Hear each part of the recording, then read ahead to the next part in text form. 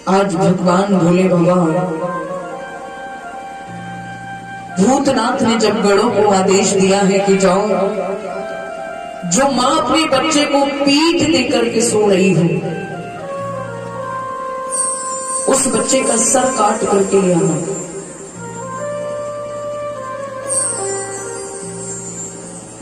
वो गण चारों दिशाओं में घूमे, लेकिन कोई भी ऐसी मां नहीं थी जो अपने बच्चे को पीठ देकर के सो रही हो।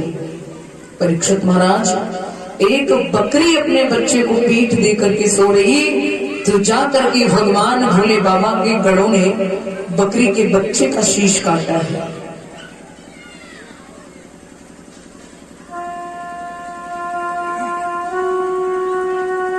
और बकरी का शीश काट करके जब दक्ष प्रजापति के धड़ पर रखा, और जैसे ही दक्ष प्रजापति को जीवन दान दिया है, जीवन दान तो मिल गया, लेकिन पाप किया है तो सजा भी मिली है।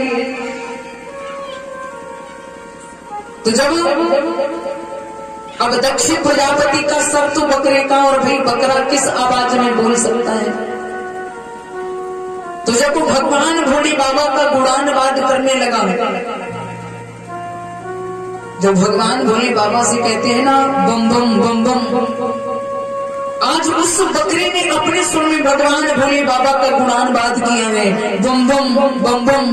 तो उस भगवान उसी दिन से भगवान भोले बाबा को बम बम भोले कहने लगे हैं। आज भगवान भोले बाबा भूतनाथ पुनः जाकर के कैलाश पर्वत पर समाधिस्थ हो जाते हैं।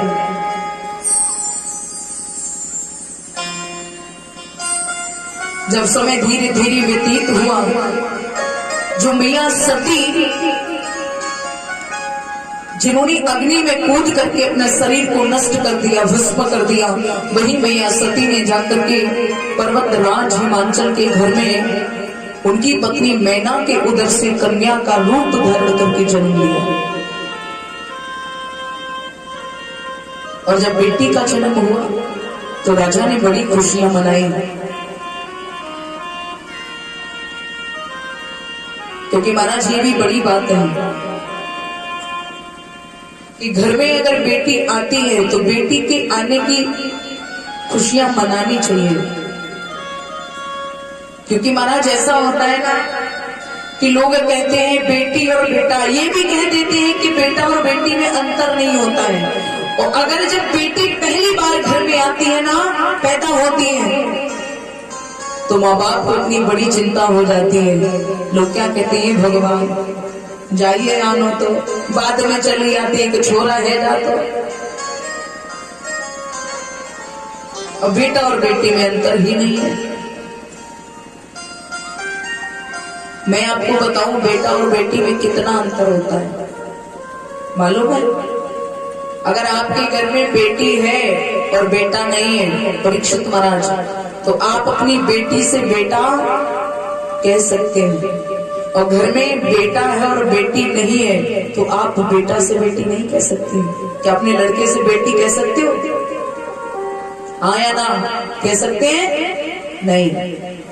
लेकिन बेटी से बेटा तो कह सकते हैं। बेटा और बेटी में इतना ही अंतर होता है।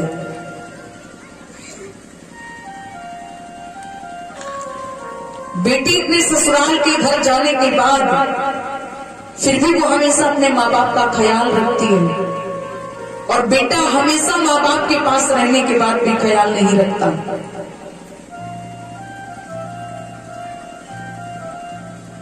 बेटा तो सिर्फ एक कुल में रहता है, लेकिन बेटी दो दो कुलों को तारती है, एक पिता का घर और एक ससुराल का घर।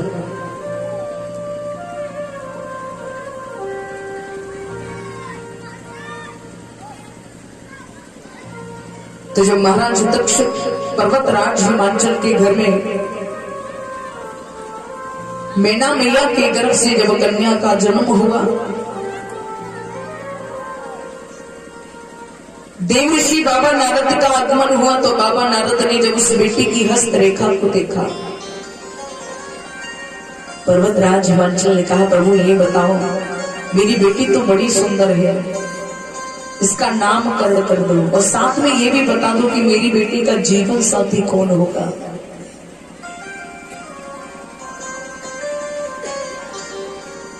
तो देव ऋषि बाबा नारद ने जब हस्तरेखा को देखा तो कहा कि तुम्हारी बेटी तो बहुत सुंदर है, तुम्हारी बेटी का नाम है गिरिजा पार्वती, लेकिन ध्यान रखना।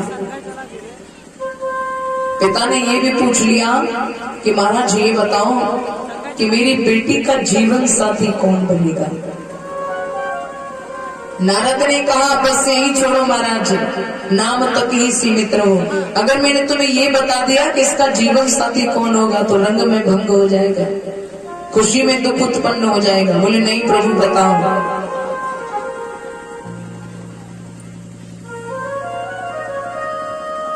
तो देव ऋषि बाबा नारद ने कहा कि अगर आप जानना चाहते हैं कि आपकी बेटी का जीवन साथी कौन होगा तो सुनो, तुम्हारी बेटी का जीवन साथी कोई और नहीं, भगवान भोले बाबा से मिलता जुलता हो। लेकिन ये नहीं कहा कि भगवान भोले बाबा होंगे, भगवान भोले बाबा से मिलता जुलता पति मिलेगा।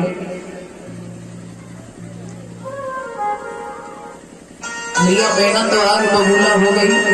बोले बाबा, अरे भोले बाबा तो इतने बूढ़े हैं और मेरी बेटी इतनी सुंदर है और भोले बाबा की उम्र के पति के साथ मेरी बेटी का विवाह होगा।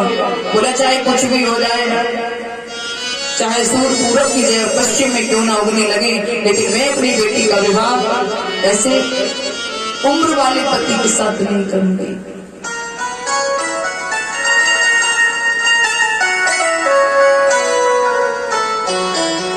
मेरे भोजो श्रोताओं,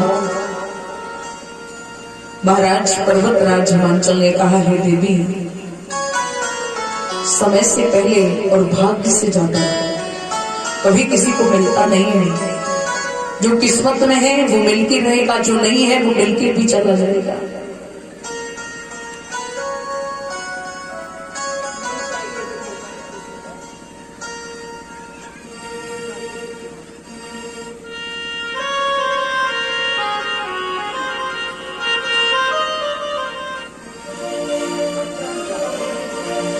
कि नहीं चाहिए दिल दुखाना किसी का। कहा है पर्वतराज हिमाचल